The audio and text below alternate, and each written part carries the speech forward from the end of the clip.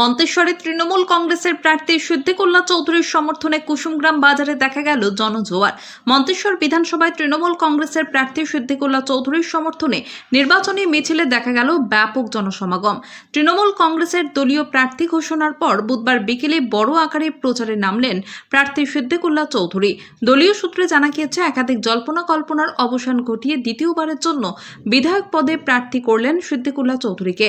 আর প্রার্থী ঘোষণার পর নির্বাচনের প্রচারে ঝাঁপিয়ে পড়লেন সিদ্দিকুল্লাহ চৌধুরী।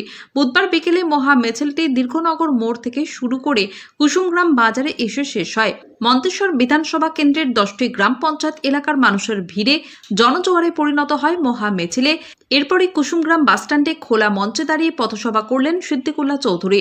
আর এই সভা থেকে নাম না করে সিদ্দিকুল্লাহ চৌধুরী বলেন, 10 জন ব্যক্তি ছাড়া নির্বাচনের কাজ করবেন সকলেই। সেই সঙ্গে দলীয় কর্মীদের সিদ্দিকুল্লাহ চৌধুরী স্পষ্ট বার্তা দেন, দলের মধ্যে থেকে কোনো রকমের বিরোধিতা করলে বরদাস্ত করা হবে না এবং দলের তরফ থেকে নজর রাখছেন। তবে এদিনের মিছিলে জনজোয়ার দেখা মেলেনি মন্তেশ্বর পঞ্চায়েত সমিতির সভাপতি আহমেদ হোসেন শেখ এবং তার অনুগামীদের। আর এই নিয়ে শুরু হয়েছে রাজনৈতিক মহলে জল্পনা। সভার শেষে তৃণমূল কংগ্রেসের প্রার্থী সিদ্দিকুল্লাহ চৌধুরী নির্বাচন কমিটি ঘোষণা করেছেন। আর এই কমিটির কনভেনার করা হয়েছে আতিকুর রহমান শেখকে। নির্বাচন কমিটিতে আহমেদ হোসেন শেখ ও তার অনুগামীদের কাউকেই রাখা হয়নি।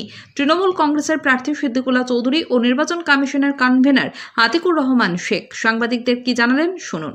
মন্তেশ্বরের কুসুমগ্রাম থেকে ফাইজুল শেখের রিপোর্ট, MBS নিউজ। আজকে পুনরায় প্রার্থী মমতা ব্যানার্জির একান্ত অনেক কথা বলেছিল।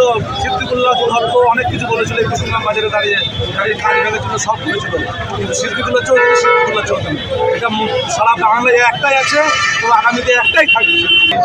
আমাদের নেতাকে, আমাদের সাহেবকে, জনাব সিদ্দিকুল্লাহ চৌধুরীকে আমরা 50 থেকে 70,000 ভোটে এই ভিড় আমি বলে দিচ্ছি, নেতা সেই নেতা এই কুসুম গ্রামে আগুন জ্বালিয়েছে। কুসুম গ্রামের গোলাবাজি চলবে না।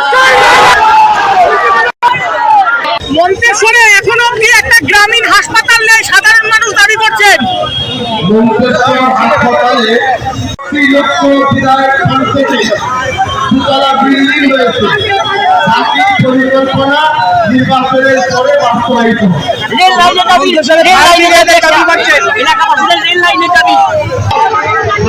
সব খাবার যদি একসাথে খায় একটু রেল লাইনের সাধারণ মানুষ